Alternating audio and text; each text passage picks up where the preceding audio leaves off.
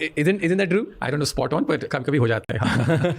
Tell me, give me a little prediction based on what you think. Who's going to be the next PM? नहीं, अभी तो बहुत जल्दी है. मुझे इस बात में काफ़ी लगता है कि मोदी का वो उनका इस गवर्नमेंट और मोदी के लिए अभी कोई 5 साल में मुझे कुछ ज़्यादा वो नहीं लग रहा in terms of any major कोई चेंज होगा एक्सेट्रा. पर अभी तो बहुत जल्दी है क्योंकि इन इंडिया में जैसे सबसे इंपॉर्टेंट तो अभी स्टेट बाई स्टेट इलेक्शंस हैं. जैसे BJP I think the big surprise जो रहा है 2024 में 2 सरप्राइज रहे हैं.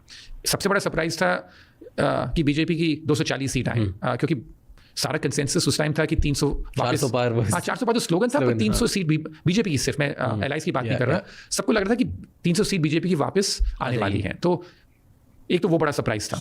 दूसरा सबसे बड़ा सरप्राइज ये है कि उस सेटबैक के बाद उसके बाद जो स्टेट इलेक्शंस हुए हैं उसमें बीजेपी की परफॉर्मेंस काफ़ी अच्छी रही है. और वो भी without Modi as the star campaigner. जैसे महाराष्ट्र में और उसके पहले हरियाणा में देखो तो जो मोदी का रोल उन इलेक्शंस में काफ़ी कम था. उसके पहले 1 साल पहले तो लोग बोलते थे अगर मोदी नहीं है तो बीजेपी का जीतना ही मुश्किल है. पर हरियाणा में और फिर महाराष्ट्र में मोदी की कैंपेनिंग काफ़ी लिमिटेड थी, फिर भी बीजेपी डिड क्वाइट वेल. तो दैट टेल्स यू दैट जो पार्टी का जो की स्ट्रेंथ है वो काफ़ी है और वो आरएसएस का इन्वॉल्वमेंट वापस काफ़ी आ गया है. एटलीस्ट ये जो सारे इनसाइडर्स हैं उनका ये बोलना है कि 2024 नेशनल इलेक्शन में आरएसएस थोड़ी खफा थी कि ये सब लोग बोल रहे हैं बीजेपी के प्रेसिडेंट और मोदी और ये सब कि हमें आरएसएस की इतनी ज़रूरत नहीं है, मोदी का जो इमेज है और है that's enough to carry everything.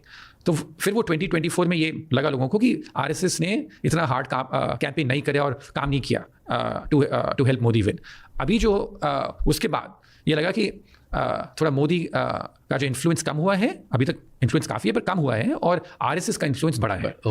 ये लोगों का बोलना है. लाइक मैं एक आके मुझे इंडियन पॉलिटिक्स में इंटरेस्ट है, मैं लोगों से बात करता हूँ, ये सब सुनने में आता है. और ये हमने कैंपेन ट्रेल में भी जब हम घूम रहे थे मई में उस टाइम भी ये लगा था. I really love our PM right now. I genuinely like it.